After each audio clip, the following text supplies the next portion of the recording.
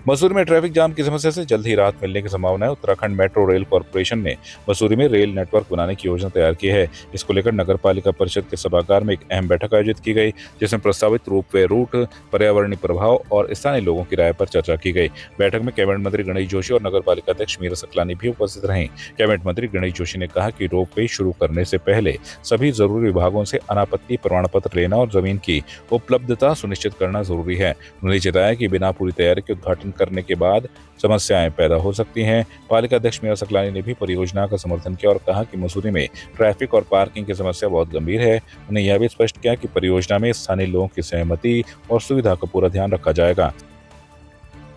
Metro ने 4 स्थानों का सर्वे यहाँ पर किया है और आज स्थानीय स्टेक होल्डर्स के साथ बैठकर एक चर्चा यहाँ पर हुई है। कई बिंदु यहाँ पर सामने आए हैं। मैंने मेट्रो के अधिकारियों से कहा है कि एक बार फिर उसको रिव्यू करें, यहाँ के अध्यक्षा जी के साथ, यहाँ के स्टेक होल्डर्स के साथ बैठें और जो सुझाव आए हैं उनको समाहित करते हुए इस प्रोजेक्ट को किया जाए। क्योंकि पूर्व में जो मेरा अपना अनुभव है, जो प्रकुल मसूरी रोपवे जो 527 करोड़ रुपए का हम लेकर आ रहे हैं, वो अभी तक पूरा हो जाना चाहिए था, लेकिन हमारे शिलान्यास करने के बाद 2 साल तक हवा में झूलता रहा, क्योंकि बीच में आईटीपी के वहाँ से उसको आना था, जिसकी क्लियरेंस में बहुत टाइम लगा। तो मैंने आपसे कहा है कि आप सारी चीज़ों को एक्सप्लाइट करके, पार्किंग का ध्यान करके, उसको रिव्यू करके दोबारा आप लेकर आएँ, क्योंकि अभी कोई ये फाइनल नहीं हुआ है और मुझे पूरा भरोसा है कि इन सब चीज़ों का संज्ञान लेते हुए काम किया जाएगा और आने वाले समय में ये रोपवेज मसूरी के लिए एक वरदान साबित होंगे। क्योंकि मैंने कहा कि मसूरी भारत का नहीं बल्कि विश्व का एक प्रमुख पर्यटक स्थल है और उसको सुंदर होना चाहिए। यहाँ पे आने जाने के आवागमन के साधन सुगम होने चाहिए। उस दिशा में एक बहुत सुंदर प्रयास हमारी सरकार द्वारा किया जा रहा है। हम लोगों ने मसूरी में रोपवे प्रेजेंटेशन दिया, जिसमें कि 4 मुख्य लाइनें हैं और जितने टूरिस्ट स्पॉट हैं उनको कवर करने की कोशिश की गई है। माननीय मंत्री जी गणेश जोशी जी थे, माननीय अध्यक्षा जी नगर पालिका परिषद की थी और कुछ और गणमान्य व्यक्तियों के साथ साथ ट्रेड एसोसिएशन, होटल एसोसिएशन, बिजली विभाग के अधिकारी, जल विभाग के अधिकारी, फॉरेस्ट डिपार्टमेंट के और शासन से हाउसिंग डिपार्टमेंट के अधिकारी भी सब यहाँ पे थे।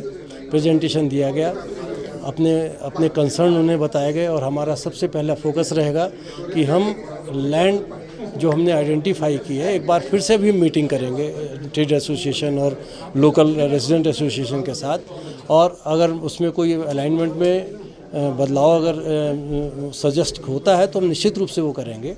और आज हमने मंत्री जी को भी बताया कि हम लोग पास एक्सपीरियंस है कि हम फॉरेस्ट लैंड और डिफेंस लैंड को भी हैंडल हमने किया है अपने पुराने प्रोजेक्ट में, और यहाँ देहरादून में भी हमें डिफेंस की 4 हेक्टेयर लैंड के लिए एनओसी मिल गई है। और यहाँ पे भी हम निश्चित रूप से जो भी लैंड आइडेंटिफाई करेंगे, जो सबकी सहमति से अलाइनमेंट जो फाइनल करेंगे हम लोग, वो हम उसको करते हुए लैंड, सबसे पहला हमारा फोकस लैंड पे है। और इसके बाद आज हमने माननीय अध्यक्षा मैडम ने जब कहा कि पार्किंग होना चाहिए, तो पार्किंग के लिए भी अगर लैंड आइडेंटिफाई हो जाती है और वो कहती हैं कि तो हम वो उस चीज़ को भी पार्किंग के लिए शासन के पास हम उसका प्रस्तुत करेंगे। और माननीय मंत्री जी की उपस्थिति में चूँकि सब कुछ बातें हुई हैं, तो वो भी शासन प्रशासन को इस बारे में उचित आदेश देने का कष्ट करेंगे। देखिए, जैसे आज पूरे स्टेक होल्डर्स के साथ भी यहाँ पे बैठक हुई है और क्योंकि इसके अलावा हमारे पास मसूरी में कोई और विकल्प नहीं है ट्रैफिक को डाइवर्ट करने का, तो मुझे लगता है कि ये एक बेहतर योजना हो सकती है मसूरी के लिए।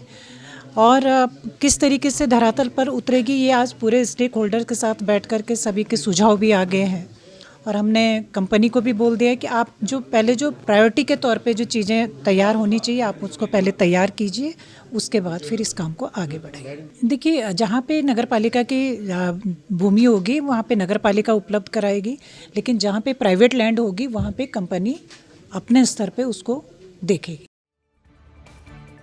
मसूरी की वादियों में महासू महाराज की पवित्र डोली के इंदिरा कॉलोनी में प्रवेश के साथ भक्ति और आस्था का अद्भुत संगम देखने को मिला। यह पहली बार था जब डोली नगर में आए श्रद्धालुओं ने फूलों की वर्षा, शंख ध्वनि, ढोल नगाड़ों और जय घोषों के साथ इसका स्वागत किया। डोली यात्रा बिरोड़ गौ से प्रारंभ हुई और जैसे ही नगर में पहुंची सैकड़ों श्रद्धालु सड़कों पर उमड़ आए।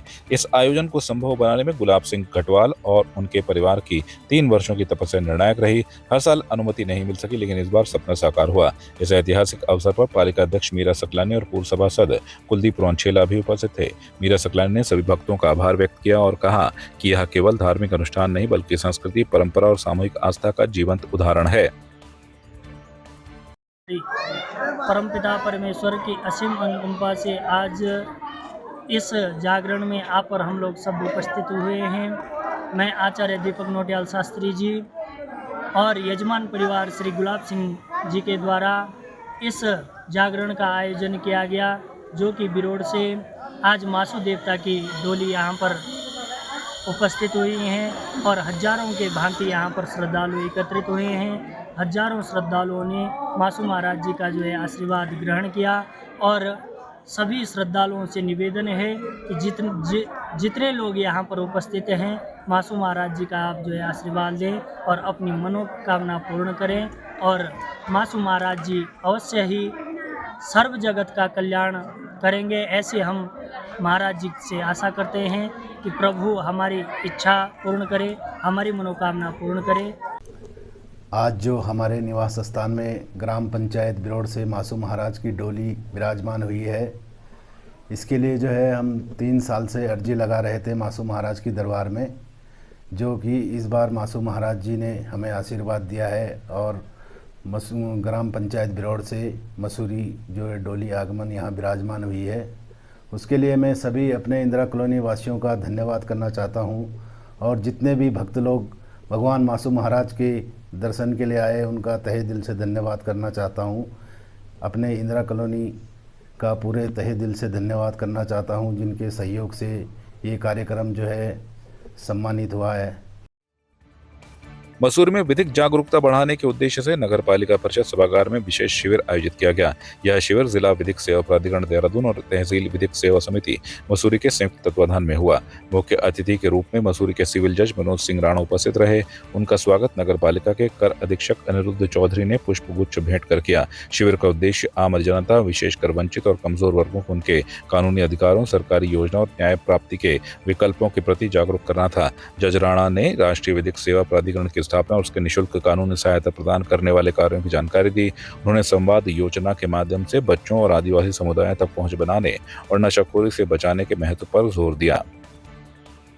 देखिए, ये सब जो शिविर हम आयोजित करते हैं बेसिकली क्योंकि तहसील विधिक सेवा समिति तहसील स्तर पर, जिसका मैं यहाँ पर अध्यक्ष हूँ, और जो ऑनरेबल नालसा की जो स्कीम्स होती हैं उन स्कीम्स के बारे में पब्लिक के बीच में जाके और जो गवर्नमेंट के जो इस्टेब्लिशमेंट होते हैं उनमें जाके एक लीगल अवेयरनेस कैंप जो ऑर्गेनाइज करते हैं, उसमें उन स्कीम्स के बारे में और जनरली आम पब्लिक को लीगली उनके राइट्स के बारे में, उनके ड्यूटीज़ के बारे में अवेयर करते हैं और साथ साथ में इनकरेज करते हैं। ये एक तरीके से आप कहिए कि ये एग्जीक्यूटिव के बीच में और पब्लिक के बीच में एक ब्रिज का काम करते हैं ताकि लोगों को उनके राइट्स के बारे में जागरूक किया जा सके, उनको अवेयर किया जा सके। ये ऐसा है कि निःशुल्क विधिक सहायता ये एक तरीके का उन सभी लोगों का अधिकार है जिनकी इनकम जो है वो सालाना 3 लाख रुपए से कम है।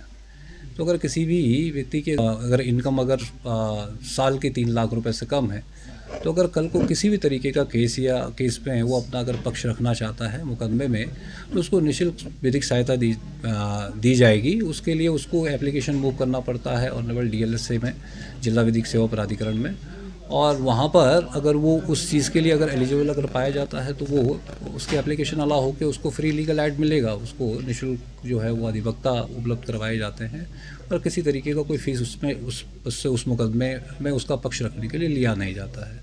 तो इसके लिए एप्लीकेशन मूव कर सकता है वो। आपकी इस पर क्या राय है, हमें कमेंट कर ज़रूर बताएं। इसके साथ ही आप हमारे YouTube चैनल को सब्सक्राइब कीजिए। आप हमें Facebook, Instagram, Twitter पर फॉलो भी कर सकते हैं और संवाद 365 के साथ एक क्लिक में जुड़ने के लिए डाउनलोड कीजिए संवाद